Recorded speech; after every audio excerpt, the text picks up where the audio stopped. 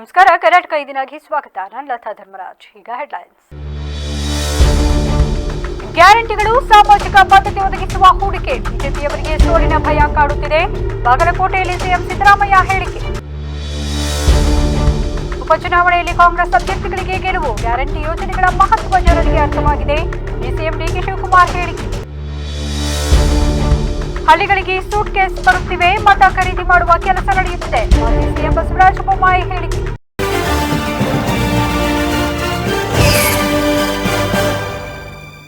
ಕಾಂಗ್ರೆಸ್ ಸರ್ಕಾರದ ವಿರುದ್ಧ ಅಪಪ್ರಚಾರ ಮಾಡುತ್ತಿರುವ ಬಿಜೆಪಿಯವರಿಗೆ ಸೋಲಿನ ಭಯ ಕಾಡುತ್ತಿದೆ ಎಂದು ಮುಖ್ಯಮಂತ್ರಿ ಸಿದ್ದರಾಮಯ್ಯ ತಿಳಿಸಿದರು. ಇಂದು ಬಾಗಲಕೋಟೆಯಲ್ಲಿ ಮಾಧ್ಯಮದವರೊಂದಿಗೆ ಮಾತನಾಡಿ, ಬಾಗಲಕೋಟೆ ಉಪಚುನಾವಣಾ ಪ್ರಚಾರ ಕಾರ್ಯ ಉತ್ತಮವಾಗಿ ನಡೆಯುತ್ತಿದ್ದು ನಿರೀಕ್ಷೆಗೂ ಮೀರಿ ಜನಸ್ಪಂದನೆ ದೊರೆತಿದೆ. ಎಲ್ಲೆಡೆ ಅಭೂತಪೂರ್ವ ಸ್ಪಂದನೆ ಸಿಗುತ್ತಿದ್ದು 2 ಕ್ಷೇತ್ರಗಳಲ್ಲಿ ಕಾಂಗ್ರೆಸ್ ಗೆಲ್ಲಲಿದೆ ಎಂದು ಮುಖ್ಯಮಂತ್ರಿಗಳು ಭರವಸೆ ವ್ಯಕ್ತಪಡಿಸಿದರು. ಕಾಂಗ್ರೆಸ್ ಸರ್ಕಾರದ ಕಾರ್ಯಕ್ರಮಗಳು ಬಡವರಿಗಾಗಿ ರೂಪಿಸಲ್ಪಟ್ಟಿದೆ. ಎಲ್ಲ ಜಾತಿ, ಧರ್ಮ, ಭಾಷೆಗಳಿಗೆ ಸೇರಿದ ಜನರಿಗೆ ಕಾರ್ಯಕ್ರಮಗಳನ್ನು ಕೊಟ್ಟಿದ್ದೇವೆ. ಬಿಜೆಪಿ ಗ್ಯಾರಂಟಿ ಯೋಜನೆಗಳನ್ನು ವಿರೋಧಿಸುತ್ತಿದ್ದು, ಗ್ಯಾರಂಟಿ ಯೋಜನೆಗಳು ಸಾಮಾಜಿಕ ಬದ್ಧತೆಯನ್ನು ಒದಗಿಸುವ ಹೂಡಿಕೆಯಾಗಿದೆ. ಇದು ಕೂಡ ಅಭಿವೃದ್ಧಿಯೇ. ಅಭಿವೃದ್ಧಿ ಎಂದರೆ ಕೇವಲ ರಸ್ತೆ, ಸೇತುವೆ, ಕಟ್ಟಡಗಳು ಮಾತ್ರವಲ್ಲ, ಆರ್ಥಿಕ ಹಾಗೂ ಸಾಮಾಜಿಕ ಭದ್ರತೆ ಒದಗಿಸುವುದು ಕೂಡ ಆಗಿದೆ ಎಂದರು. ಕಾಂಗ್ರೆಸ್ ಅನ್ನು ಟೀಕೆ ಮಾಡುವ ಬದಲು ಬಿಜೆಪಿಯವರು ತಮ್ಮ ಸಾಧನೆಗಳನ್ನು ಜನರ ಮುಂದೆ ಹೇಳಲಿ. ನನ್ನ ಅವಧಿಯಲ್ಲಿ ಅನ್ನಭಾಗ್ಯ ಯೋಜನೆಯಡಿ ಅಕ್ಕಿಯ ಪ್ರಮಾಣವನ್ನು ಹೆಚ್ಚಿಸಿದ್ದನ್ನು ಬಿಜೆಪಿ ಸರ್ಕಾರ ಕಡಿತ ಮಾಡಿತು. ಆಹಾರ ಭದ್ರತಾ ಕಾಯ್ದೆ, ಉದ್ಯೋಗದ ಹಕ್ಕು, ಶಿಕ್ಷಣದ ಹಕ್ಕುಗಳನ್ನು ಜಾರಿಗೆ ತಂದಿದ್ದು ಕೇಂದ್ರದಲ್ಲಿದ್ದ ಕಾಂಗ್ರೆಸ್ ಸರ್ಕಾರ ಎಂದರು. ಅದರಿಂದ ಅವರು ಏನು ಅಪಪ್ರಚಾರ ಮಾಡ್ತಾ ಇದ್ದಾರೆ, ಸುಳ್ಳು ಹೇಳ್ಕೊಂತ ಇದ್ದಾರೆ. ಅವರು 9 ವರ್ಷ ಅಧಿಕಾರದಲ್ಲಿದ್ದರು.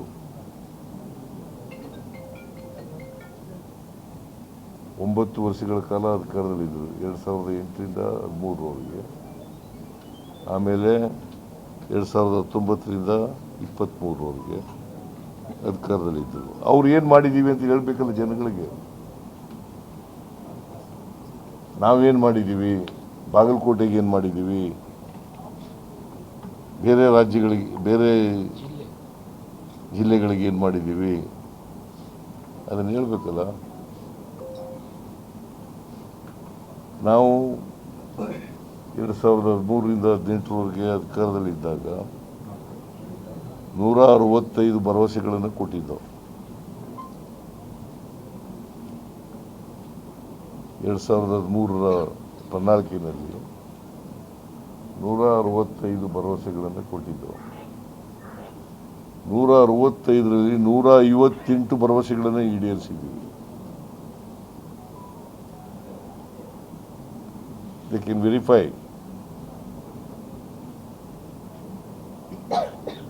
ಅವರು 2018ರಲ್ಲಿ 600 ಭರವಸೆಗಳು ಕೊಟ್ಟಿದ್ರು. You can also verify. Davanagere Dakshina ಹಾಗೂ ಬಾಗಲಕೋಟೆ ವಿಧಾನಸಭಾ ಕ್ಷೇತ್ರಗಳಲ್ಲಿ ಕಳೆದ ಚುನಾವಣೆಯಲ್ಲಿ ಕಾಂಗ್ರೆಸ್ ಪಕ್ಷಕ್ಕೆ ಬಂದ ಮತಕ್ಕಿಂತ ಈ ಬಾರಿಯ ಉಪಚುನಾವಣೆಯಲ್ಲಿ ಹೆಚ್ಚು ಮತ ಬೀಳಲಿದ್ದು, ನಮ್ಮ ಅಭ್ಯರ್ಥಿಗಳು ಹೆಚ್ಚು ಮತಗಳ ಅಂತರದಲ್ಲಿ ಗೆಲ್ಲಲಿದ್ದಾರೆ ಎಂದು ಸಿಎಂ ಡಿಕೆ ಶಿವಕುಮಾರ್ ಅವರು ವಿಶ್ವಾಸ ವ್ಯಕ್ತಪಡಿಸಿದರು. ಸದಾಶಿವನಗರ ನಿವಾಸದಲ್ಲಿ ಮಾಧ್ಯಮಗಳ ಪ್ರಶ್ನೆಗಳಿಗೆ ಶಿವಕುಮಾರ್ ಅವರು ಪ್ರತಿಕ್ರಿಯೆ ನೀಡಿದರು. ಉಪಚುನಾವಣೆ ಪ್ರಚಾರದ ಬಗ್ಗೆ ಕೇಳಿದಾಗ, ದಾವಣಗೆರೆ ಹಾಗೂ ಬಾಗಲಕೋಟೆಯ ಉಪಚುನಾವಣೆ ಪ್ರಚಾರ ಮಾಡಿ ಬಂದಿದ್ದೇನೆ. ನಮ್ಮ ಕಾರ್ಯಕರ್ತರು ಬಹಳ ಚೆನ್ನಾಗಿ ಕೆಲಸ ಮಾಡುತ್ತಿದ್ದಾರೆ. ಪ್ರತಿ ಮನೆ ಮನೆಗೆ ಹೋಗಿ ಗ್ಯಾರಂಟಿ ಯೋಜನೆಗಳ ಬಗ್ಗೆ ಮನವರಿಕೆ ಮಾಡುತ್ತಿದ್ದಾರೆ. ಗ್ಯಾರಂಟಿ ಫಲಾನುಭವಿಗಳಲ್ಲಿ ಕಳೆದ ಬಾರಿ ಬಿಜೆಪಿಗೆ ಮತ ಹಾಕಿರುವವರು ಕೂಡ ಈ ಬಾರಿ ಕಾಂಗ್ರೆಸ್ಗೆ ಮತ ಹಾಕುವುದಾಗಿ ತಿಳಿಸಿದ್ದಾರೆ. ಬೆಲೆ ಏರಿಕೆಯಾಗುತ್ತಿರುವ ಪರಿಸ್ಥಿತಿಯಲ್ಲಿ ಗ್ಯಾರಂಟಿ ಯೋಜನೆ ಎಷ್ಟು ನೆರವಾಗುತ್ತಿವೆ ಎಂದು ಸ್ಮರಿಸುತ್ತಿದ್ದಾರೆ. ಇವುಗಳನ್ನು ಉಳಿಸಿಕೊಳ್ಳಲು ಜನ ತೀರ್ಮಾನಿಸಿದ್ದಾರೆ ಎಂದು ತಿಳಿಸಿದರು. ಕೇರಳ ಚುನಾವಣಾ ಪ್ರಚಾರಕ್ಕೆ ತೆರಳುತ್ತಿರುವ ಬಗ್ಗೆ ಕೇಳಿದಾಗ, ಕೇರಳ ಚುನಾವಣೆ ಪ್ರಚಾರಕ್ಕೆ 2 ದಿನ ಪ್ರವಾಸ ಮಾಡಬೇಕಾಗಿದ್ದು, ಅಲ್ಲಿ ಪ್ರವಾಸ ಮಾಡಿ ಬಂದ ಬಳಿಕ ಇಲ್ಲಿ ದಾವಣಗೆರೆ ಅಥವಾ ಬಾಗಲಕೋಟೆಗೆ ತೆರಳುತ್ತೇನೆ ಎಂದು ತಿಳಿಸಿದರು.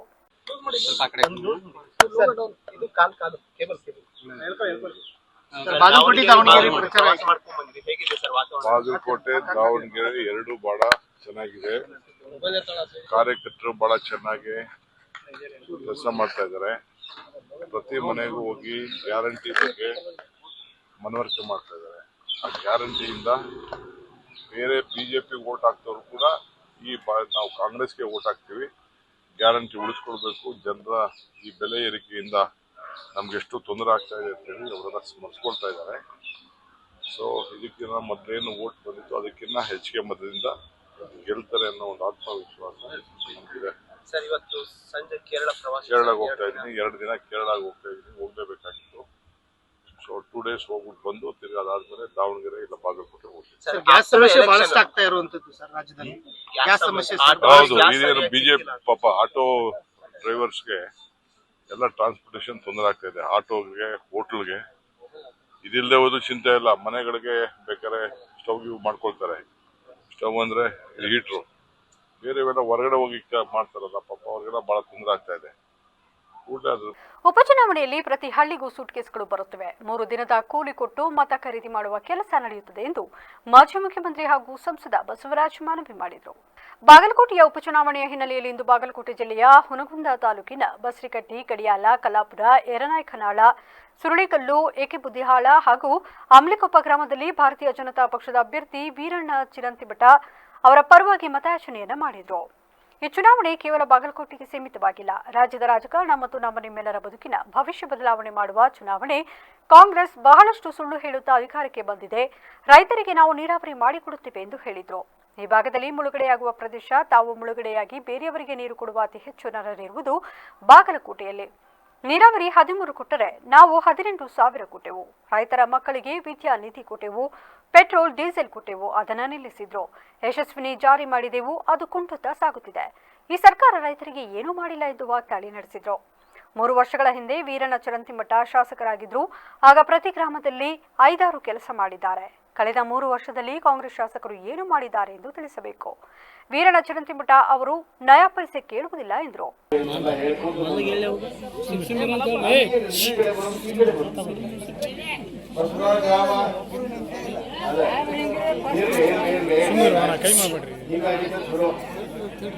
ಹೀಗಾಗಿದ್ರೆ ಚಲೋ. ನಿಮ್ ಪ್ರೀತಿ ಎಷ್ಟದ್ ನಮಗೂ ಗೊತ್ತಾದ್ರೆ, ನಿಮ್ ಹಠ ಎಷ್ಟದ್ ಗೊತ್ತಾದ್ರು. ಈಗ ಅಷ್ಟ ಹಠದಿಂದ ನೀವು 9ನೇ ತಾರೀಕು ಗುರುಗಳಿಗೆ ಅವ್ರ ಗುರುತಾದಂತ ಕಮಲಕ್ಕೆ ಮತವನ್ನು ಹಾಕಿ.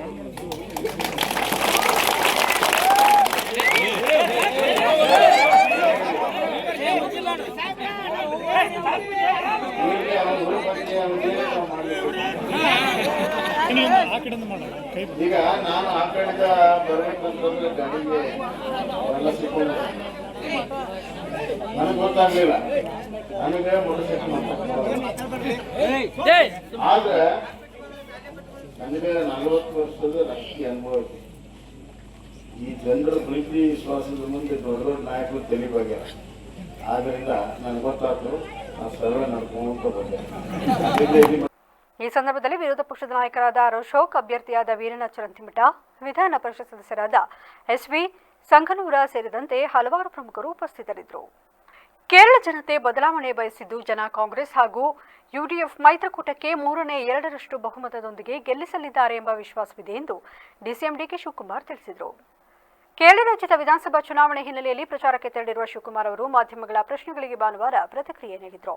ಕೇರಳದಲ್ಲಿ ಚುನಾವಣೆ ಕಾವು ಹೇಗಿದೆ ಎಂದು ಕೇಳಿದಾಗ, ಅಯ್ಯಪ್ಪಸ್ವಾಮಿ ದೇವಾಲಯದ ಚಿನ್ನ ಕಳ್ಳತನ ಪ್ರಕರಣವನ್ನು ಸಿಪಿಐಎಂ ಸರ್ಕಾರ ಸರಿಯಾದ ತನಿಖೆ ನಡೆಸಿಲ್ಲ. ಕೇಂದ್ರ ಬಿಜೆಪಿ ಸರ್ಕಾರ ಕೂಡ ಈ ಪ್ರಕರಣದ ಸಿಬಿಐ ತನಿಖೆ ನಡೆಸಿಲ್ಲ. ಬೆಲೆ ಏರಿಕೆ ಸಮಸ್ಯೆ ನಡುವೆ ಸೌದಿ ಸೇರಿದಂತೆ ಅರಬ್ ರಾಷ್ಟ್ರಗಳಿಂದ ಲಕ್ಷಾಂತರ ಜನ ಕೇರಳಕ್ಕೆ ಮರಳುತ್ತಿದ್ದಾರೆ. ಪ್ರತಿ ವರ್ಷ ಲಕ್ಷಾಂತರ ಯುವಕರು ಕೆಲಸ ಹುಡುಕಿಕೊಂಡು ಕೇರಳದಿಂದ ಹೊರಗೆ ಹೋಗುತ್ತಿದ್ದಾರೆ. ಇದು ರಾಜ್ಯದ ಪ್ರಮುಖ ಸಮಸ್ಯೆಯಾಗಿದೆ. ಜನರ ಸಮಸ್ಯೆಗಳಿಗೆ ಪರಿಹಾರ ನೀಡಲು ಕಾಂಗ್ರೆಸ್ನಿಂದ ಮಾತ್ರ ಸಾಧ್ಯವಿದ್ದು, ಯುಡಿಎಫ್ ಮೈತ್ರಿಕೂಟವನ್ನ ಕೇರಳಿಗರು ಆರಿಸಲಿದ್ದಾರೆ. ಕಳೆದ 10 ವರ್ಷಗಳ ಪಿಣರಾಯಿ ವಿಜಯನ್ ಅವರ ಸರ್ಕಾರ ವಿಫಲವಾಗಿದ್ದು, ಅಭಿವೃದ್ಧಿಯ ಯಾವುದೇ ಗುರುತು ನಮ್ಮ ಕಡೆಗೆ ಕಾಣುತ್ತಿಲ್ಲ ಎಂದು ತಿಳಿಸಿದರು. Unemployment, especially the trust has been lost on Swami Ayyappan gold theft case. I don't know why the BJP or the national government has not handed over to the CBI yet. So a lot of trust has been gone. It is a God-owns country. People believe that this state will give justice for everything, and 10 years Vijayan government has not done anything. In this district, there is not even a single proof of development. No development has happened in this. Arakalagudu ತಾಲೂಕಿನ ಬಿದನೂರು ಗ್ರಾಮದ ಸುಧಾ ಮತ್ತು ಸತ್ಯ ದಂಪತಿಗಳ 2ನೇ ಮಗ police sub inspector Karthik Gowda B ಅವರಿಗೆ 2024-25ನೇ ಸಾಲಿನ ಮುಖ್ಯಮಂತ್ರಿಗಳ ಚಿನ್ನದ ಪದಕ ಲಭಿಸಿದೆ. ಪೊಲೀಸ್ ಇಲಾಖೆಯಲ್ಲಿ ಕರ್ತವ್ಯ ನಿಷ್ಠೆ, ಪ್ರಾಮಾಣಿಕತೆ ಮತ್ತು ದಕ್ಷತೆಯಿಂದ ಸೇವೆ ಸಲ್ಲಿಸಿರುವ ಹಿನ್ನೆಲೆ ಅವರಿಗೆ ಪ್ರತಿಷ್ಠಿತ ಗೌರವ ದೊರೆತಿದೆ. ಅವರ ಸಾಧನೆ ಅರಕಲಗೂಡು ತಾಲೂಕು, ಹಾಸನ ಜಿಲ್ಲೆ ಹಾಗೂ ರಾಜ್ಯದ ಮಟ್ಟದಲ್ಲಿ ಹೆಮ್ಮೆ ಮೂಡಿಸಿದೆ. ಸಾರ್ವಜನಿಕ ಸೇವೆಯಲ್ಲಿ ತೊಡಗಿರುವವರಿಗೆ ಇದು ಪ್ರೇರಣೆಯಾಗಿದ್ದು, ಯುವ ಪೀಳಿಗೆಗೆ ಉತ್ತಮ ಮಾದರಿಯಾಗಿದೆ. ಅವರ ಸಾಧನೆಗೆ ವಿವಿಧ ವಲಯಗಳಿಂದ ಅಭಿನಂದನೆಗಳು ವ್ಯಕ್ತವಾಗಿದೆ. ಹಲವು ದಶಕಗಳಿಂದ ಹಾಸನ ಜಿಲ್ಲೆಯಲ್ಲಿ ಚಿನ್ನ, ಬೆಳ್ಳಿ ಆಭರಣಗಳನ್ನು ಸಾರ್ವಜನಿಕರಿಗೆ ನಂಬಿಕೆಯಿಂದ ನೀಡುತ್ತಾ ಬಂದಿರುವ ಎಸ್ಆರ್ಎಸ್ ಜುವೆಲರ್ಸ್ ವತಿಯಿಂದ ನೂತನವಾಗಿ ಎಸ್ಆರ್ಎಸ್ ಸಿಲ್ವರ್ ವರ್ಲ್ಡ್ ಅನ್ನು ಆರಂಭಿಸಿದೆ. ಹಾಸನ ನಗರದ ಬಿಎಂ ರಸ್ತೆಯಲ್ಲಿ ನೂತನವಾಗಿ ಪ್ರಾರಂಭಿಸಲಾಗಿರುವ ಎಸ್ಆರ್ಎಸ್ ಸಿಲ್ವರ್ ವರ್ಲ್ಡ್ ಅನ್ನ ಎಸ್ಆರ್ಎಸ್ ಜ್ಯುವೆಲರ್ಸ್ನ ಮಾಲೀಕರಾದ ರಾಜಗೋಪಾಲ್ ಶೆಟ್ಟಿ ಅವರು ಅದ್ದೂರಿಯಾಗಿ ಉದ್ಘಾಟಿಸಿದರು. ಈ ಸಂದರ್ಭದಲ್ಲಿ ಅವರ ಮಕ್ಕಳಾದ ರವೀಶ್, ರಜತ್ ಮತ್ತು ರಾಹುಲ್ ಸಾಥ್ ನೀಡಿದರು. ನಂತರ ಮಾಧ್ಯಮದೊಂದಿಗೆ ಮಾತನಾಡಿದ ರಾಜಗೋಪಾಲ್ ಶೆಟ್ಟಿ ಅವರು ತಮ್ಮ ಸಂಸ್ಥೆಯ ವತಿಯಿಂದ ನೂತನವಾಗಿ ಹಾಸನ ಜಿಲ್ಲೆಯ ಜನತೆಗೆ ಎಸ್ಆರ್ಎಸ್ ಸಿಲ್ವರ್ ವರ್ಲ್ಡ್ ಅನ್ನು ಆರಂಭಿಸಿದೆ. ಇದರಲ್ಲಿ ವಿಶೇಷವಾಗಿ ಬೆಳ್ಳಿ ಆಭರಣಗಳನ್ನು ಪರಿಚಯಿಸಲಾಗುತ್ತಿದೆ. ಹಾಸನ ಜಿಲ್ಲೆಯ ಜನತೆಯ ನಂಬಿಕೆಯನ್ನು ನಾವು ಮತ್ತಷ್ಟು ಬಲಗೊಳಿಸಿದ್ದು ಸಾರ್ವಜನಿಕರು ಇದರ ಸದುಪಯೋಗವನ್ನು ಪಡೆಯಬೇಕು ಎಂದರು. ಇದರಿಂದ ಈ ಥರ ಶೋರೂಮ್ ಉದ್ಘಾಟನೆ ಮಾಡಿ ಎಲ್ಲ ನಿಮ್ಮ ಸಮ್ಮುಖದಲ್ಲೆಲ್ಲ ಆಗಿದೆ. ಆ ಪರಮಾತ್ಮ ನಿಮ್ಮೆಲ್ಲರ ಆಶೀರ್ವಾದದಿಂದ ಎಲ್ಲ ಚೆನ್ನಾಗಿ ನಡೀಲಿ. ಈ ಥರ ಶೋರೂಮು ಹಾಸನ ಡಿಸ್ಟ್ರಿಕ್ಟಲ್ಲಿ ಇತ್ತಿಲ್ಲ. ನಮ್ಮ ಹುಡುಗರೆಲ್ಲ ಸೇರಿಕೊಂಡು ಒಂದು ದೊಡ್ಡ ಮನಸ್ಸು ಮಾಡಿ ಈ ಶೋರೂಮ್ ಮಾಡಿದ್ದಾರೆ. ನಮ್ಮ SRS ಜ್ಯುವೆಲರಿ ಶಾಪಿಂಗ್ ನಡೀತಾ ಇದೋ ಇದು. ನಂತರ ರವೀಶ್ ಮಾತನಾಡಿ ನೂತನವಾಗಿ ಎಸ್ಆರ್ಎಸ್ ಸಿಲ್ವರ್ ವರ್ಲ್ಡ್ ಅನ್ನು ಆರಂಭಿಸಲಾಗಿದೆ. ಇದರಲ್ಲಿ ನಾವು ಬೆಳ್ಳಿಯ ಅತ್ಯುತ್ತಮ ಮಟ್ಟದ ಆಭರಣಗಳನ್ನು ವಿವಿಧ ವಿನ್ಯಾಸದ ವಿಶೇಷ ರೀತಿಯಲ್ಲಿ ಪರಿಚಯಿಸುತ್ತಿದ್ದೇವೆ. ಸಾರ್ವಜನಿಕರು ಇದುವರೆಗೂ ನಮಗೆ ನೀಡಿದ ಸಹಕಾರವನ್ನು ಮತ್ತೆ ಕೋರುತ್ತೇವೆ ಎಂದರು. ಸಮಾರಂಭದಲ್ಲಿ ಭಾಗವಹಿಸಿದ್ದ ಗ್ರಾಹಕರಾದ ಧನ್ಯ, ವೆಂಕಟೇಶ್, ರಾಜು ಮತ್ತು ಗಾಯತ್ರಿ ಪ್ರಕಾಶ್ ಮಾತನಾಡಿ ಎಸ್ಆರ್ಎಸ್ ಜ್ಯುವೆಲರ್ಸ್ನವರು ಯಾವಾಗಲೂ ಹಾಸನದ ಜನತೆಯ ನಂಬಿಕೆ ಗಳಿಸಿದ್ದಾರೆ. ಅವರು ಎಸ್ಆರ್ಎಸ್ ಸಿಲ್ವರ್ ವರ್ಲ್ಡ್ ಅನ್ನು ಆರಂಭಿಸಿದ್ದು ತುಂಬಾ ಸಂತಸದಾಯಕ ವಿಷಯವಾಗಿದೆ. ಜನರು ಇದರ ಸದುಪಯೋಗವನ್ನು ಪಡೆಯಬಹುದು. ಇವರ ಸರ್ವಿಸ್ ತುಂಬಾ ಚೆನ್ನಾಗಿದೆ. ಇವರ ಬಗ್ಗೆ ನಂಬಿಕೆ ಇದ್ದು ಯಾವಾಗಲೂ ಆಭರಣ ಖರೀದಿಗೆ ಇಲ್ಲಿಯೇ ಬರುತ್ತೇವೆ ಎಂದು ತಮ್ಮ ಅಭಿಪ್ರಾಯ ಹಂಚಿಕೊಂಡರು. ಈ ಸಂದರ್ಭದಲ್ಲಿ ನಮ್ಮ SRS ಸಮೂಹ ಸಂಸ್ಥೆಯಿಂದ SRS ಸಿಲ್ವರ್ ವರ್ಲ್ಡ್ ಅನ್ನೋ ಸಂಸ್ಥೆನ ಆರಂಭಿಸ್ತಿದ್ದೇವೆ. ಇದು SRS silver world SRS trust for ever ಏನಿದೆ ಅದೇ ಟ್ರಸ್ಟ್ ಇದನ್ನ ಉಳಿಸ್ಕೊಳ್ಳೋದು ಬಯಸ್ತೀವಿ.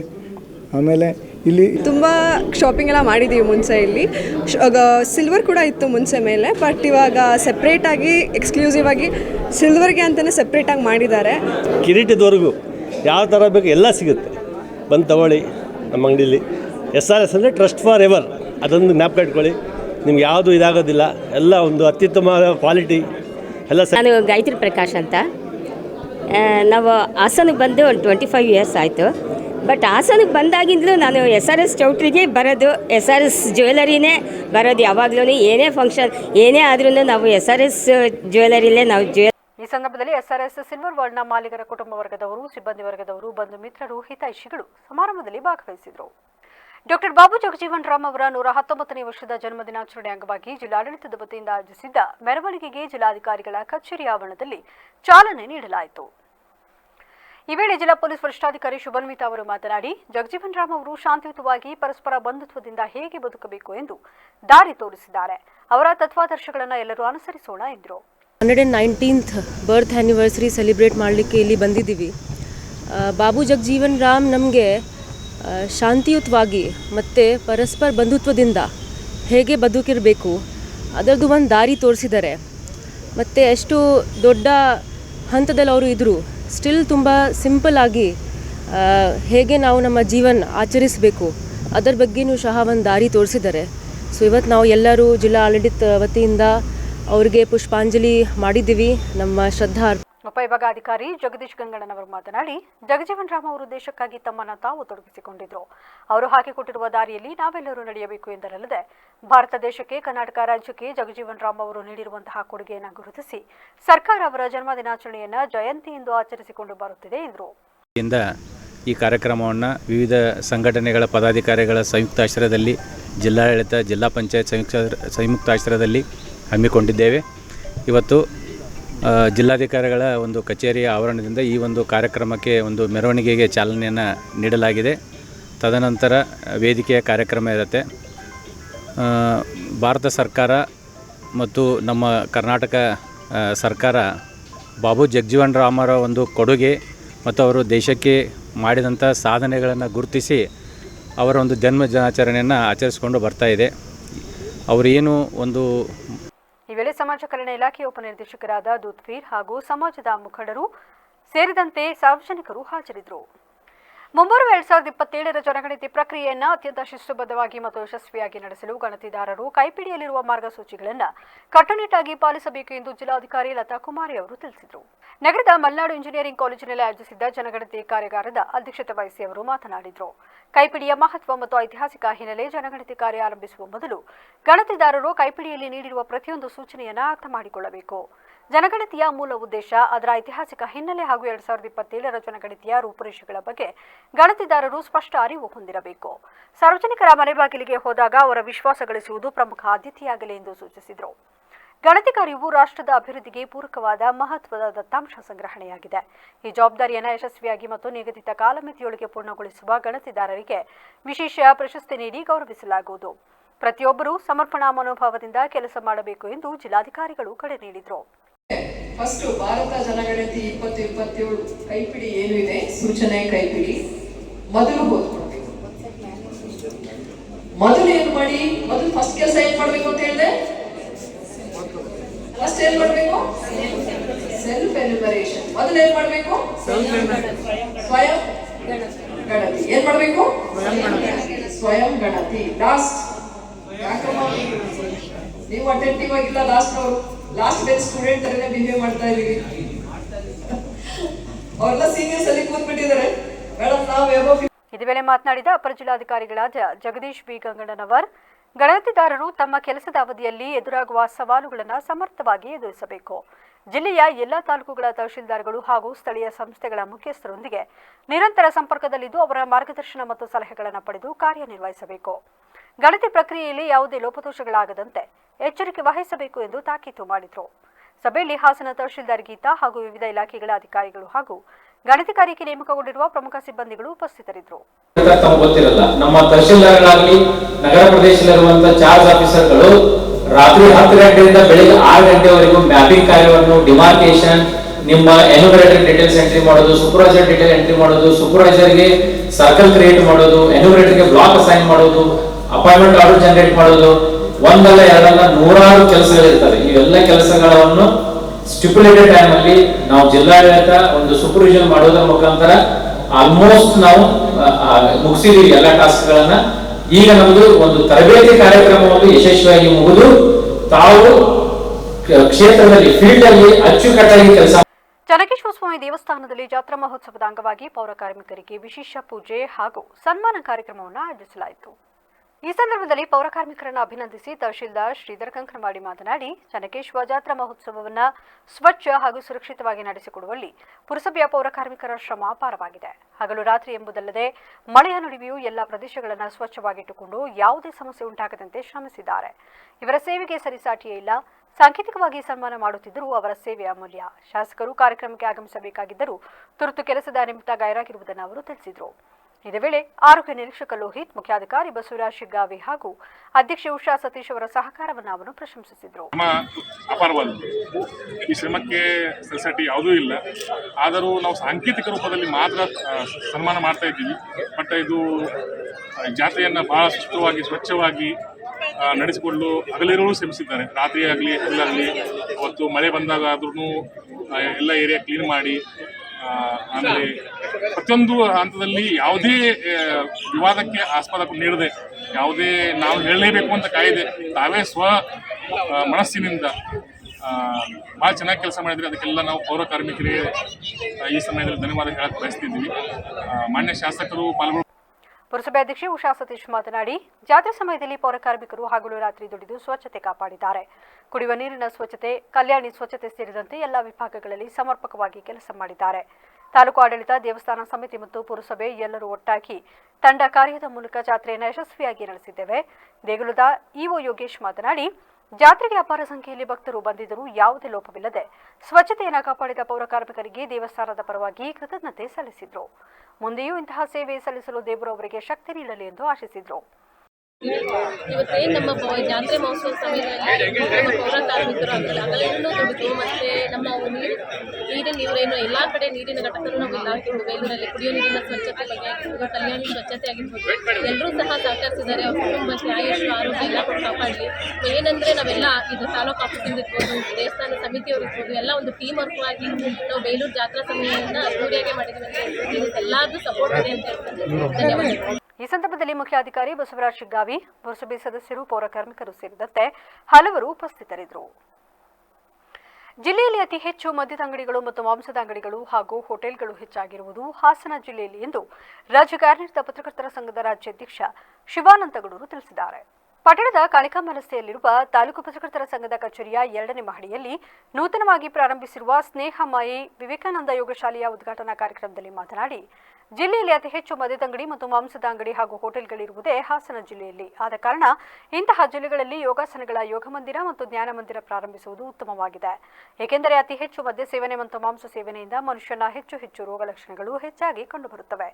ಹೆಚ್ಚು ಮಾಂಸ ಸೇವನೆ ಮತ್ತು ಮದ್ಯ ಸೇವನೆಯಿಂದ ಬಹಳಷ್ಟು ಮನುಷ್ಯರು ಆರೋಗ್ಯದ ಸಮಸ್ಯೆಯನ್ನು ಎದುರಿಸುವ ಪರಿಸ್ಥಿತಿ ನಿರ್ಮಾಣವಾಗುತ್ತಿದೆ. ಆದ್ದರಿಂದ ಇಂತಹ ಯೋಗ ಮಂದಿರಗಳನ್ನು ಆರಂಭಿಸುವುದು ಒಳಿತಾಗಿದೆ. ಜೊತೆಗೆ ಪತ್ರಕರ್ತರ ಭವನದಲ್ಲಿ ಪ್ರಾರಂಭ ಮಾಡುತ್ತಿರುವುದು ಒಂದು ರೀತಿಯ ಸಂತೋಷದ ವಿಚಾರ ಎಂದರು. ಅತಿ ಹೆಚ್ಚು ಯೋಗ ಸೆಂಟರ್ಗಳಿರ್ಬೋದು, ತರಬೇತಿ ಶಿಬಿರಗಳಿರ್ಬೋದು, ಈ ಥರ ಭಿನ್ನವಾಗಿ ಭರತನಾಟ್ಯ ಕಲ್ಚರಲ್ ಈವೆಂಟ್ಗಳ ಕಡೆಗೆ ಜನರ ಮನಸ್ಸು ಹೊರಡ್ತಾ ಇದೆ. ಅದರ ಜೊತೆಗೆ ಆರೋಗ್ಯದ ಬಗ್ಗೆ ಅತಿ ಹೆಚ್ಚು ಜಾಗೃತಿ ಇವತ್ತಿನ ಸಂದರ್ಭಗಳಲ್ಲಿ ಎಲ್ಲರ ನಡುವೆ ಬರ್ತಾ ಇದೆ. ಆ ಕಾರಣಕ್ಕೋಸ್ಕರನೇ ಈ ನಿಟ್ಟಿನಲ್ಲಿ ಟಿಪ್ಸ್ ಕೊಡುವಂಥ, ಬೇರೆ ಬೇರೆ ರೀತಿಯಲ್ಲಿ ತರಬೇತಿ ಮಾಡುವಂಥ, ಬೇರೆ ಬೇರೆ ರೀತಿಯಲ್ಲಿ ಏನು ಯೋಗಾಸನ ಇರ್ಬೋದು ಮತ್ತು ಪ್ರಾಣಾಯಾಮಗಳಿರ್ಬೋದು, ಈ ಥರದ್ದೆಲ್ಲರೂ ಕೂಡ ಬೇರೆ ಬೇರೆ ಆಸನದಲ್ಲಿ ಜಾಸ್ತಿ ಆಗ್ತಾ ಇರೋವಂಥದ್ದು ಒಂದು ದೊಡ್ಡ ಬೆಳವಣಿಗೆ ಅಂತ ನಾನು ಭಾವಿಸ್ತೇನೆ. ವಿಶೇಷವಾಗಿ ಇದು ಈ ಸೆಂಟರ್ನ ಹಾಸನದ ಚಂದ್ರಾಯಪಟ್ಟಣದ ನಾವು ಪತ್ರಕರ್ತರ ಭವನದಲ್ಲಿ ಮಾಡಿದ್ದೀವಿ. ಹೇಗೆ ಯೋಗ ಬಂತ ಗೊತ್ತಿಲ್ಲ, ಇದರ ಪ್ರಯೋಜನ. ಇದೇ ಸಂದರ್ಭದಲ್ಲಿ ಸ್ಥಳೀಯ ಶಾಸಕರಾದ ಸಿನ್ ಬಾಲಕೃಷ್ಣ, ರಿವಾಯ್ಸ್ ಪಿ ಕುಮಾರ್, ಸ್ನೇಹಮಯಿ ವಿವೇಕಾನಂದ ಚಾರಿಟೇಬಲ್ ಟ್ರಸ್ಟ್ನ ಯೋಗ ಮಂದಿರದ ಮುಖ್ಯಸ್ಥ ಡಾಕ್ಟರ್ ನವೀನ್ ಕುಮಾರ್, ವ್ಯವಸ್ಥಾಪಕ ಮಂಜುನಾಥ್ ಅಡಗೂರು ಇನ್ನು ಮುಂತಾದವರು ಹಾಜರಿದ್ದರು. ಕಲ್ಲು ಗಣಿಗಾರಿಕೆಯಿಂದ ನಮಗೆ ಅನೇಕ ರೀತಿಯ ತೊಂದರೆಯಾಗಿದ್ದು ಅದನ್ನು ಶಾಶ್ವತವಾಗಿ ಸ್ಥಗಿತಗೊಳಿಸಬೇಕು ಎಂದು ಹೊಸಮಠ ಗ್ರಾಮಸ್ಥರು ಜಿಲ್ಲಾಡಳಿತಕ್ಕೆ ಮನವಿ ಮಾಡಿದರು. ಸುದ್ದಿಗೋಷ್ಠಿಯಲ್ಲಿ ಮಾತನಾಡಿದ ಗ್ರಾಮದ ಚೇತನ್, ಆಲೂರು ತಾಲೂಕು ಜಯಂತಿನಗರ, ಕಾರಗೋಡು, ವಯನ್ಪುರ ಗ್ರಾಮದಲ್ಲಿ ನಡೆಸುತ್ತಿರುವ ಕಲ್ಲು ಗಣಿಗಾರಿಕೆಯಿಂದ ನಮಗೆ ಸಾಕಷ್ಟು ಸಮಸ್ಯೆ ಆಗುತ್ತಿದೆ. ಮಾನವ ಸಂಪನ್ಮೂಲ ಬಳಸಿ ಕಲ್ಲು ಗಣಿಗಾರಿಕೆ ಮಾಡುತ್ತಿದ್ದೇವೆ ಎಂಬುದು ಸುಳ್ಳು. ಸ್ಫೋಟಕದಿಂದ ಬ್ಲಾಸ್ಟ್ ಮಾಡುತ್ತಿದ್ದಾರೆ. ಇದರಿಂದ ನಮ್ಮ ಆರೋಗ್ಯದ ಮೇಲೆ ಮಾತ್ರವಲ್ಲದೆ ಬೆಳೆಗೂ ಹಾನಿಯಾಗಿದೆ ಎಂದು ದೂರಿದರು. ಕಲ್ಲು ಗಣಿಗಾರಿಕೆ ಮುಂದುವರಿಸಲು ನಾವು ಯಾರಿಂದಲೂ ಹಣ ಕೇಳಿಲ್ಲ, ಯಾರಿಗೂ ಜಾತಿ ನಿಂದನೆ ಮಾಡಿಲ್ಲ. ಈ ವಿಚಾರದಲ್ಲಿ ಸುಳ್ಳು ಹೇಳುತ್ತಿದ್ದಾರೆ ಎಂದರು. ಕಲ್ಲು ಗಣಿಗಾರಿಕೆಯಿಂದ ಶಾಲಾ ವಾಹನಗಳು ಊರಿಗೆ ಬರದೆ ಮಕ್ಕಳ ವಿದ್ಯಾಭ್ಯಾಸಕ್ಕೆ ತೊಂದರೆಯಾಗಿದೆ. ಕಾಡು ಪ್ರಾಣಿಗಳು ಊರಿಗೆ ಬರುತ್ತಿವೆ. ಯಾವುದೇ ಫಸಲು ಇಳುವರಿ ಕೊಡುತ್ತಿಲ್ಲ. ರಸ್ತೆ ಹಾಳಾಗಿದೆ ಎಂದು ಅಳಲು ತೋಡಿಕೊಂಡರು. ಅವರಿಗೆ ಕಲ್ಲು ಗಣಿಗಾರಿಕೆ ನಡೆಸಲು ಅನುಮತಿ ನೀಡುವುದಾದರೆ ನಾವು ಬೇರೆ ಕಡೆ ಹೋಗಲು ಅವಕಾಶ ಮಾಡಿಕೊಡಲಿ, ಇಲ್ಲವೇ ಶಾಶ್ವತವಾಗಿ ಮೈನಿಂಗ್ ನಿಲ್ಲಿಸಲಿ ಎಂದು ಒತ್ತಾಯಿಸಿದರು. ಅಂತ ಕೇಳ್ಬೋದು, ನಾವು ಯಾರು ಕೇಳಿಲ್ಲ. ಇಲ್ಲ ಸರ್, ಅದು ತುಂಬ ಶುದ್ಧ ಸುಳ್ಳು. ಅದು ಅದನ್ನ ಯಾರು ಕೇಳಿಲ್ಲ. ಇಲ್ಲ ಸರ್, ಅದು ನಮಗೆ ಗೊತ್ತಿಲ್ಲ. ಯಾರ ಹತ್ರ ಕೊಟ್ಟಿದ್ರು ಏನೋ ಅದು ಯಾರಿಗೂ ಗೊತ್ತಿಲ್ಲ. ಹೌದು, ಹೊಸಮಠ ಗ್ರಾಮಸ್ಥರೇ, ನಮಗೆ ಯಾರಿಗೂ ಕೊಟ್ಟಿಲ್ಲ ಸರ್. ಪೂರ್ತಿ ಊರು ಗ್ರಾಮಸ್ಥರ ಪರವಾಗಿ ಹೇಳ್ತೀನಿ. ಬೇಕಾದ್ರೆ ಅವ್ರ ಹೆಸರು ಹೇಳಿದ್ರೆ ಇಂಥ ಅವ್ರನ್ನೇ ಕರೆಸಿ, ಬೇಕಾದ್ರೆ ಇಲ್ಲೇ ಬೇಕಾದ್ರೂ ಹೇಳ್ತೀವಿ ನಾವು. ಯಾರು ಹೌದು ಅಪಪ್ರಚಾರ ಸರ್, ಅದ್ರ ಬಗ್ಗೆ ನಾವು ಇದು ಮಾಡ್ತೀವಿ. ನಾನು ಹೇಳ್ತೀನಿ ನಿಮಗೆ ಉತ್ತರನ. ವಿಜಯಕುಮಾರ್ ಎಂಬುವರು ಮಾತನಾಡಿ, ನಾವು ಲಂಚ ಕೇಳಿದ್ದೇವೆ, ಜಾತಿ ನಿಂದನೆ ಮಾಡಿದ್ದೇವೆ ಎಂಬುದು ಸುಳ್ಳು. 3 ಎಕರೆಗೆ ಅನುಮತಿ ಪಡೆದು ಈಗ 10 ಎಕರೆಯಲ್ಲಿ ಗಣಿಗಾರಿಕೆ ಮಾಡುತ್ತಿದ್ದಾರೆ. ಇದು ಜಿಲ್ಲಾಡಳಿತ ಅರಣ್ಯ ಇಲಾಖೆ ಕಣ್ಣಿಗೆ ಕಾಣುತ್ತಿಲ್ಲವೇ? ಎಷ್ಟು ದಂಡ ಹಾಕಿದ್ದಾರೆ ಎಂದು ಪ್ರಶ್ನಿಸಿದರು. ಸ್ವಲ್ಪ ಮನೆ ಕಡೆಗೆಲ್ಲ ಹರಿಯುತ್ತೆ, ಅದನ್ನೆಲ್ಲ ಕೇಳಕ್ಕೆ ಹೋದರೆ ಯಾರು ಅಲ್ಲಿ ನಮಗೆ ಯಾವುದು ಸಹಾಯ ಮಾಡ್ತಿಲ್ಲ ಅಲ್ಲಿ ನಮಗೆ.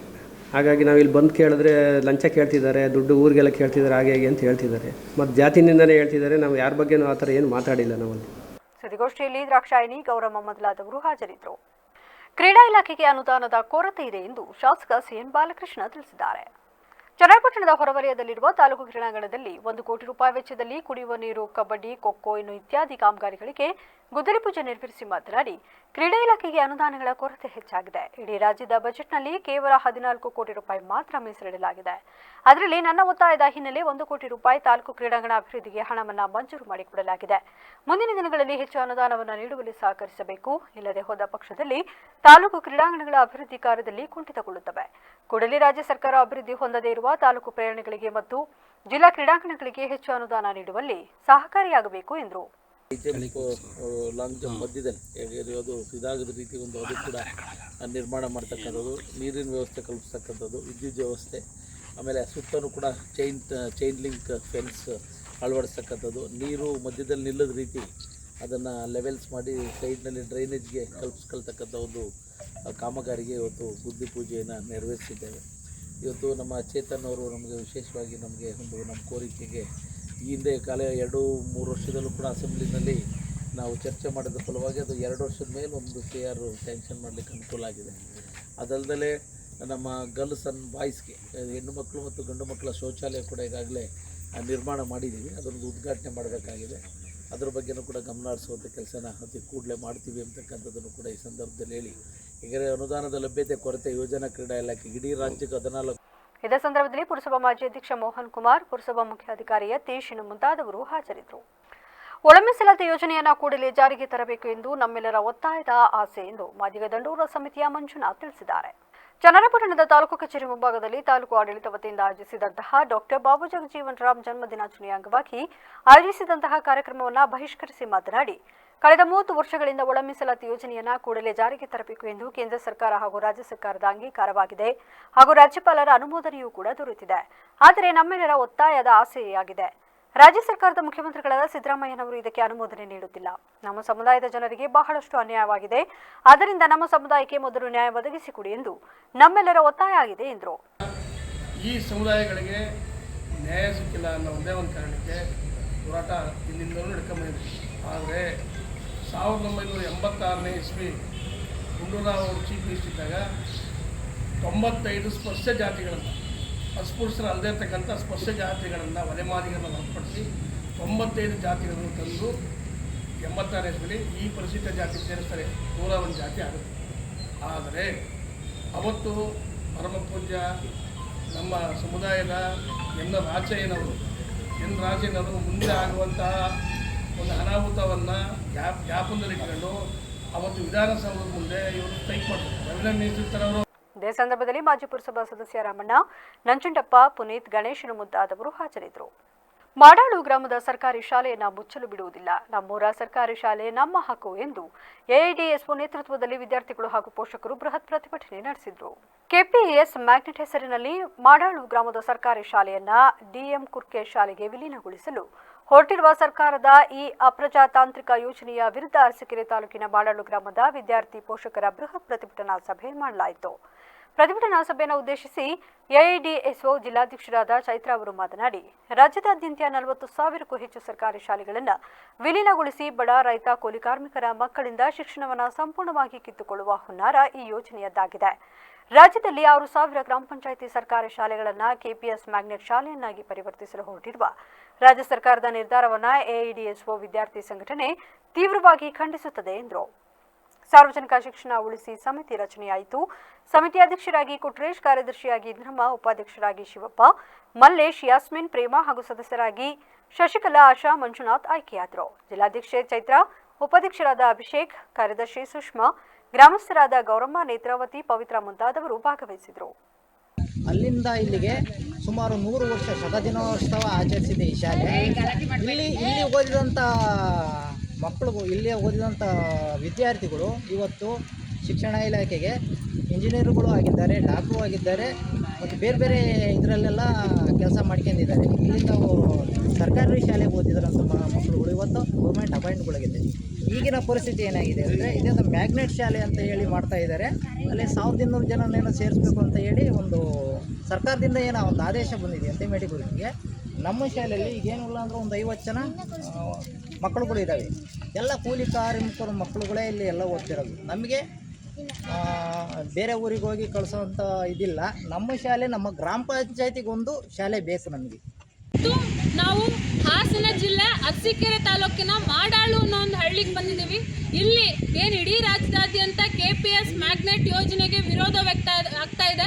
ಅದೇ ರೀತಿ ಇಲ್ಲಿ ಮಾಡಾಳುವಿನ ಪೋಷಕರು ಮತ್ತು ಗ್ರಾಮಸ್ಥರು ಕೂಡ ಅತ್ಯಂತ ನಿರ್ದಯವಾಗಿ ಇಲ್ಲಿ ವಿರೋಧಿಸ್ತಾ ಇದ್ದಾರೆ ಕೆಪಿಎಸ್ ಮ್ಯಾಗ್ನೆಟ್ ಸ್ಕೂಲ್ನ. ಯಾಕಂತ ಹೇಳಿದ್ರೆ ಈ ಊರಿನ ಹಲವಾರು ವಿದ್ಯಾರ್ಥಿಗಳು ಈ ಶಾಲೆ ಮೇಲೆ ಡಿಪೆಂಡ್ ಆಗಿದ್ದಾರೆ.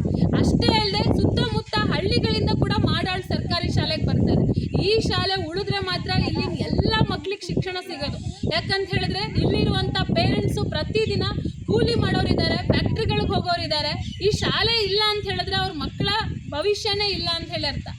ಆನೆಕನ್ನಂಬಾಡಿ ಗ್ರಾಮದಲ್ಲಿ ಬಸ್ ನಿಲುಗಡೆಗೆ ಅವಕಾಶ ಮಾಡಿಕೊಟ್ಟ ಪುತ್ತೂರು ವಿಭಾಗದ ಕೆಎಸ್ಆರ್ಟಿಸಿ ಡಿಸಿ ಹರಿಬಾಬು ಅವರಿಗೆ ಆನೆಕನ್ನಂಬಾಡಿ ಗ್ರಾಮಸ್ಥರು ಧನ್ಯವಾದ ತಿಳಿಸಿದರು. ಕೆಎಸ್ಆರ್ಟಿಸಿ ಬಸ್ಸು ಮಧ್ಯಾಹ್ನ 3:30ಕ್ಕೆ ಧರ್ಮಸ್ಥಳದಿಂದ ಕುಕ್ಕೆ ಸುಬ್ರಹ್ಮಣ್ಯ, ಬಿಸ್ಲೆ, ಶನಿವಾರ ಸಂತೆ, ಅರ್ಕಲ್ಗೂಡು, ಹಳ್ಳಿ ಮೈಸೂರು, ಆನೆಕನ್ನಂಬಾಡಿಗೆ ರಾತ್ರಿ 9:30ಕ್ಕೆ ಪ್ರಯಾಣಿಸಿದ್ದು ಬೇರಿಯ ಕೆಆರ್ ನಗರ ಮಾರ್ಗವಾಗಿ ಮೈಸೂರಿಗೆ ಪ್ರಯಾಣಿಸಿದೆ. ಮತ್ತೆ ಅದೇ ಮಾರ್ಗವಾಗಿ ಬೆಳಿಗ್ಗೆ 6 ಗಂಟೆಗೆ ಮೈಸೂರಿನಿಂದ ಧರ್ಮಸ್ಥಳವನ್ನು ಪ್ರಯಾಣಿಸಿ ಆನೆಕನ್ನಂಬಾಡಿಗೆ ಬೆಳಿಗ್ಗೆ 7:30ಕ್ಕೆ ಬರುವುದು. ಆದ್ದರಿಂದ ನಿನ್ನೆ ದಿನ ವಿಶೇಷ ಪೂಜೆ ಸಲ್ಲಿಸಿ ಪ್ರಯಾಣಿಕರಿಗೆ ಹಾಗೂ ಗ್ರಾಮಸ್ಥರಿಗೆ ಸಿಹಿ ಹಂಚಲಾಯಿತು. ಆನೆಕನ್ನಂಬಾಡಿ ಹಾಗೂ ಸುತ್ತಮುತ್ತಲಿನ ಗ್ರಾಮಸ್ಥರ ಕೋರಿಕೆಗೆ ಸ್ಪಂದಿಸಿ ಬಸ್ನ ಅನುಕೂಲ ಮಾಡಿಕೊಟ್ಟಿರುವ ಅಧಿಕಾರಿಗಳಿಗೆ ಆನೆಕನ್ನಂಬಾಡಿ ಯುವಕ ಮಿತ್ರರು ಹಾಗೂ ಗ್ರಾಮಸ್ಥರು ಮತ್ತು ಸುತ್ತಮುತ್ತಲಿನ ಗ್ರಾಮಸ್ಥರಿಂದ ಧನ್ಯವಾದಗಳನ್ನು ತಿಳಿಸಿದರು. ಬೇಲೂರು ತಾಲೂಕು ಬಿಕ್ಕೂಡಿನ ಶಿವಗಂಗಾ ಕಲ್ಯಾಣ ಮಂಟಪದಲ್ಲಿ ಲಯನ್ಸ್ ಸಂಸ್ಥೆಯ ವತಿಯಿಂದ ಜಿಲ್ಲಾ ರಾಜ್ಯಪಾಲರ ಅಧಿಕೃತ ಭೇಟಿ ಕಾರ್ಯಕ್ರಮವನ್ನು ಏರ್ಪಡಿಸಲಾಗಿತ್ತು. 317 ಡಿ ಜಿಲ್ಲೆಯ ರಾಜ್ಯಪಾಲರಾದ ಕುಡುಪಿ ಲಾ ಅರವಿಂದ್ ಶೆಣೈ ದಂಪತಿಗಳನ್ನು ಮಹಿಳೆಯರು ಹೂಮಳೆ ಎರೆಯುವುದರ ಮೂಲಕ ಭವ್ಯ ಸ್ವಾಗತ ಕೋರಿ ವೇದಿಕೆಗೆ ಬರಮಾಡಿಕೊಂಡರು. ಈ ಕಾರ್ಯಕ್ರಮದಲ್ಲಿ ಸಾವಯವ ಕೃಷಿಯಲ್ಲಿ ಸಾಧನೆಗೈದ ಎನ್ಡಿ ಮಂಜುನಾಥ್, ಜಿಲ್ಲಾ ಕನ್ನಡ ರಾಜ್ಯೋತ್ಸವ ಪ್ರಶಸ್ತಿ ಪುರಸ್ಕೃತ ರಘುಪಾಳ್ಯ, 14 ವರ್ಷದೊಳಗಿನ ವಾಲಿಬಾಲ್ ಪಂದ್ಯಾವಳಿಯಲ್ಲಿ 7 ಚಿನ್ನದ ಪದಕ ವಿಜೇತೆ ಬಿಎಚ್ ರೋಹಿಣಿ ಅವರನ್ನು ಸನ್ಮಾನಿಸಲಾಯಿತು. ವೇದಿಕೆಯಲ್ಲಿದ್ದ ಗಣ್ಯರು ಲಯನ್ಸ್ ಲೋಗೋ ಇರುವ ಬಿಕ್ಕೋಡು ಲಯನ್ಸ್ ಸದಸ್ಯರ ನೂತನ ಟಿ ಶರ್ಟ್ ಅನ್ನು ಬಿಡುಗಡೆಗೊಳಿಸಿದರು. ಅದು ಮಾನವ ಕುಲದ ಸೇವೆ. ಸೇವೆಯಲ್ಲಿ ಜಾಗತಿಕ ನಾಯಕರಾಗುವ ನಮ್ಮ ಒಂದು ಹಂಬಲ. ಆ ನಿಟ್ಟಿನಲ್ಲಿ ಈ ಒಂದು ಕರ್ನಾಟಕದ ಗ್ರಾಮೀಣ ಪ್ರದೇಶ ಬಿಕ್ಕೋಡು ಇಲ್ಲಿರುವ ಅಧ್ಯಕ್ಷರು ಮತ್ತು ಎಲ್ಲ ಸದಸ್ಯರು ಮಾಡುವ ಸೇವೆ ಖಂಡಿತವಾಗಿ ಜನ ಮತ್ತು ದೇವರು ಮೆಚ್ಚುವಂಥದ್ದು. ಈಗಾಗಲೇ ಕಾರ್ಯದರ್ಶಿ ಅವರ ವರದಿಯಲ್ಲಿ ಹೇಳಿದ ನಮ್ಮ ಡಿಸ್ಟ್ರಿಕ್ಟ್ ಪ್ರಾಜೆಕ್ಟ್ ಡಿಜಿ ಪ್ರೋಗ್ರಾಮಲ್ಲಿ global concept blood donation, education, health. ಈ ಸಂದರ್ಭದಲ್ಲಿ ಯಶವಂತ್ ಎಂಬುವರು ಲಯನ್ಸ್ ಸಂಸ್ಥೆಗೆ ಹೊಸದಾಗಿ ಸೇರ್ಪಡೆಗೊಂಡರು. ಇವರಿಗೆ ಜಿಲ್ಲಾ ರಾಜ್ಯಪಾಲರು ಪ್ರತಿಜ್ಞಾವಿಧಿ ಬೋಧಿಸಿದರು. ಕಾರ್ಯಕ್ರಮದಲ್ಲಿ ಲಯನ್ಸ್ ಅಧ್ಯಕ್ಷ ಲತೀಶ್ ಬಿಆರ್, ಪ್ರಾಂತೀಯ ಅಧ್ಯಕ್ಷ ಅಬ್ದುಲ್ ಲತೀಫ್, ವಲಯ ಅಧ್ಯಕ್ಷ ಚಾಮರಾಜ್, ಕಾರ್ಯದರ್ಶಿ ಪ್ರವೀಣ್, ಖಜಾಂಚಿ ದೇವೇಂದ್ರ ಹಾಗೂ ಇತರರು ಹಾಜರಿದ್ದರು. ಗುಬ್ಬಿ ತಾಲೂಕಿನ ಸಾಗಸಂದ್ರ ಶ್ರೀ ಕೆಂಪಮ್ಮ ದೇವಿಯ ಆರತಿ ಅಗ್ನಿಕೊಂಡ ಮಹೋತ್ಸವ ಸಹಸ್ರಾರು ಭಕ್ತರ ನಡುವೆ ವೈಭವದಿಂದ ನಡೆಯಿತು. ಆರತಿ ಅಗ್ನಿಕೊಂಡ ಮಹೋತ್ಸವ ಅಂಗವಾಗಿ ಶ್ರೀ ಕೆಂಪಮ್ಮ ದೇವಿಗೆ ವಿಶೇಷವಾಗಿ ಹೂವಿನ ಅಲಂಕಾರ ಮಾಡಲಾಗಿತ್ತು. ಮುಂಜಾನೆ ಆರಂಭವಾದ ಶ್ರೀ ಕೆಂಪಮ್ಮ ದೇವಿಯ ಕಳಸ ಉತ್ಸವ ಊರಿನ ರಾಜಬೀದಿಗಳಲ್ಲಿ ಅದ್ದೂರಿಯಾಗಿ ನಡೆಯಿತು. ಕಳಸ ಉತ್ಸವದಲ್ಲಿ ನಗಾರಿ ವಾದ್ಯ, ಬಸವನ ಉತ್ಸವ, ಕಹಳೆ ಉತ್ಸವ, ಬಾಣ ಬಿರುಸುಗಳೊಂದಿಗೆ ವೈಭವದಿಂದ ನಡೆಯಿತು. ಬೆಳಗ್ಗೆ 7 ಗಂಟೆಗೆ ಅಮ್ಮನವರ ಕಳಸ ಉತ್ಸವ ಅಗ್ನಿಕೊಂಡ ಪ್ರವೇಶಿಸಿತು. ಹರಕೆ ಹೊತ್ತ ಭಕ್ತರು ಅಗ್ನಿಕೊಂಡ ತುಳಿದು ಹರಕೆ ತೀರಿಸಿದರು. ಜಿಲ್ಲೆಯ ವಿವಿಧ ಭಾಗಗಳಿಂದ ಆಗಮಿಸಿದ ಭಕ್ತರು ಅಮ್ಮನವರ ದರ್ಶನ ಪಡೆದು ಅಗ್ನಿಕೊಂಡ ತುಳಿದು ಹಣ್ಣುಕಾಯಿ ಪೂಜೆ ಸಲ್ಲಿಸಿ ಅಮ್ಮನವರ ಕೃಪೆಗೆ ಪಾತ್ರರಾದರು. ಶ್ರೀ ಕೆಂಪಮ್ಮ ದೇವಿಯ ಕಳಸ ಉತ್ಸವಕ್ಕೆ ಇಡೀ ಸಾಗಸಂದ್ರ ಗ್ರಾಮವೇ ಶೃಂಗಾರವಾಗಿತ್ತು. ಪ್ರತಿ ಮನೆ ಮುಂದೆಯೂ ಬಾಳೆಕಂದು, ಹಸಿರು ಚಪ್ಪರ, ತೋರಣ ಕಟ್ಟಿ ಅಮ್ಮನವರ ಕಳಸ ಉತ್ಸವವನ್ನು ಬರಮಾಡಿಕೊಂಡ್ರು. ಮತ್ತೊಂದು ಕಡೆ ಕಳಸ ಉತ್ಸವ ಬರುತ್ತಿದ್ದು ಶ್ರೀ ಕೆಂಪಮ್ಮ ದೇವಿಯವರು ಪ್ರತಿ ಮನೆಯಲ್ಲೂ ಮಂಡಲಕ್ಕಿ ಮುಗಿಸಿಕೊಂಡು ದೇವಾಲಯಕ್ಕೆ ಆಗಮಿಸಿತು. ಭಕ್ತಾದಿಗಳಿಗೆ ಮಹಾದಾಸೋಹ ಹಮ್ಮಿಕೊಳ್ಳಲಾಗಿತ್ತು. ಯಾವುದೇ ಅಹಿತಕರ ಘಟನೆ ನಡೆಯದಂತೆ ಚೇಳೂರು ಎಎಸ್ಐ ವೃಷಭೇಂದ್ರಪ್ಪ ಸೂಕ್ತ ಬಂದೋಬಸ್ತ್ ವಹಿಸಿದರು. ಬಂಡಲಿ ಗ್ರಾಮದಲ್ಲಿ ಸುಮಾರು 20 ಲಕ್ಷ ರೂಪಾಯಿ ಅಂದಾಜು ವೆಚ್ಚದಲ್ಲಿ ವಿಶ್ವಕರ್ಮ ಸಮುದಾಯ ಭವನಕ್ಕೆ ಶಾಸಕ ಎಂಆರ್ ಮಂಜುನಾಥ್ ಭೂಮಿ ಪೂಜೆ ನೆರವೇರಿಸಿದರು. ಕಾರ್ಯಕ್ರಮವನ್ನು ಉದ್ದೇಶಿಸಿ ಮಾತನಾಡಿದ ಶಾಸಕ ಎಂಆರ್ ಮಂಜುನಾಥ್ ಅವರು, ವಿಶ್ವಕರ್ಮ ಸಮುದಾಯವು ಸಮಾಜದ ಅವಿಭಾಜ್ಯ ಅಂಗವಾಗಿದೆ. ಸಮುದಾಯದ ಜನರು ಸಂಘಟಿತರಾಗಲು ಮತ್ತು ಸಾಮಾಜಿಕ ಕಾರ್ಯಕ್ರಮಗಳನ್ನು ನಡೆಸಲು ಸುಸಜ್ಜಿತ ಭವನದ ಅಗತ್ಯವಿತ್ತು. ಈ ನಿಟ್ಟಿನಲ್ಲಿ 20 ಲಕ್ಷ ರೂಪಾಯಿ ವೆಚ್ಚದಲ್ಲಿ ಭವನ ನಿರ್ಮಾಣವಾಗುತ್ತಿದ್ದು, ನಿಗದಿತ ಅವಧಿಯೊಳಗೆ ಗುಣಮಟ್ಟದ ಕಾಮಗಾರಿ ಪೂರ್ಣಗೊಳ್ಳುವಂತೆ ಕ್ರಮ ವಹಿಸಲಾಗುವುದು ಎಂದು ಭರವಸೆ ನೀಡಿದರು. ಅಲ್ಲದೆ ಕ್ಷೇತ್ರದ ಎಲ್ಲ ವರ್ಗದ ಜನರ ಅಭಿವೃದ್ಧಿಗೆ ತಾವು ಬದ್ಧರಾಗಿರುವುದಾಗಿ ತಿಳಿಸಿದರು. ಒಳ್ಳೆ ಕಾರ್ಯಗಳಿಗೆ ಉಪಯೋಗ ಆಗಬೇಕು ಮತ್ತು ಈ ಭಾಗದ ಕಷ್ಟದಲ್ಲಿರ್ತಕ್ಕಂಥವ್ರಿಗೆ ಮದುವೆ ಮಾಡಲಿಕ್ಕೆ ಒಂದು ಅವಕಾಶ ಆಗಲಿ ಅಂತ ಹೇಳ್ತಾ, ಇವತ್ತೇನು ಸುಮಾರು 20 ಲಕ್ಷ ಅನುದಾನ ಈಗ ಘೋಷಣೆ ಆಗಿದೆ. ಅಂದರೆ ಅದನ್ನು ಕೊಟ್ಟಿರ್ತಕ್ಕಂಥದ್ದು ಅದರ ವಿನ್ಯಾಸಕ್ಕೆ ಸಂಪೂರ್ಣವಾಗಿ ಅದಕ್ಕೇನು ಮಾಡಲಿಕ್ಕೆ ಸಾಧ್ಯನೋ ಅದು ಮುಂದುವರೆದ ಭಾಗವಾಗಿ ನಾನು ಕೊಡಲಿಕ್ಕೆ ನಾನು ಮಾಡ್ತೇನೆ ಅನ್ನೋ ಮಾತನ್ನು ಈ ಸಂದರ್ಭದಲ್ಲಿ ಹೇಳಲಿಕ್ಕೆ ಬಯಸ್ತಾ ಇದ್ದೇನೆ. ಹಾಗಾಗಿ ಬಹುಶಃ ನೀವೆಲ್ಲ ಭಾಳ ಹೊತ್ತಿಂದ ಕಾದಿದ್ರೆ ನಾನು ಸಹ ಅಂಬೇಡ್ಕರ್ ಅವರ ಒಂದು ಕಾರ್ಯಕ್ರಮದಲ್ಲಿ ಮುಖ್ಯ ಅತಿಥಿಗಳಾಗಿ ಭಾಗವಹಿಸಿ ಮಾತನಾಡಿದ ವಿಶ್ವಕರ್ಮ ಸಮುದಾಯದ ರಾಜ್ಯಾಧ್ಯಕ್ಷರಾದ ಆನೇಕಲ್ ಶ್ರೀನಿವಾಸ್ ಅವರು ಶಾಸಕರ ಕಾರ್ಯವೈಖರಿಯನ್ನು ಶ್ಲಾಘಿಸಿ, ವಿಶ್ವಕರ್ಮ ಸಮುದಾಯವು ಕಲೆ ಮತ್ತು ಕಾಯಕಕ್ಕೆ ಹೆಸರಾದ ಸಮಾಜ. ನಮ್ಮ ಸಮುದಾಯದ ದೀರ್ಘಕಾಲದ ಬೇಡಿಕೆಯಾಗಿದ್ದ ಸಮುದಾಯ ಭವನಕ್ಕೆ ಶಾಸಕ ಎಂಆರ್ ಮಂಜುನಾಥ್ ಅವರು ಸ್ಪಂದಿಸಿ ಅನುದಾನ ಬಿಡುಗಡೆ ಮಾಡಿರುವುದು ಶ್ಲಾಘನೀಯ. ಈ ಭವನವು ಕೇವಲ ಕಟ್ಟಡವಾಗದೆ ಸಮುದಾಯದ ಶೈಕ್ಷಣಿಕ ಮತ್ತು ಸಾಮಾಜಿಕ ಚಟುವಟಿಕೆಗಳ ಕೇಂದ್ರ ಬಿಂದುವಾಗಬೇಕು ಎಂದು ಅವರು ಆಶಯ ವ್ಯಕ್ತಪಡಿಸಿದರು. ಆದರೆ ಈ ಸಂದರ್ಭದಲ್ಲಿ 25 ವರ್ಷ ಆ ಸಮಾಜದ ಸಂಘಟನೆ ಮಾಡುವಂತ ಸಂದರ್ಭದಲ್ಲಿ ಅನೇಕ ಶಾಸಕರು ಬಂದು ಹೋಗಿದ್ದಾರೆ, ಅನೇಕ ಮಂತ್ರಿಗಳು ಬಂದೋಗಿದ್ದಾರೆ, ಮುಖ್ಯಮಂತ್ರಿ ಮಹೋದಯರು ಸಹ ನಮ್ಮ ವೇದಿಕೆಗಳು ಬಂದೋಗಿದ್ದಾರೆ.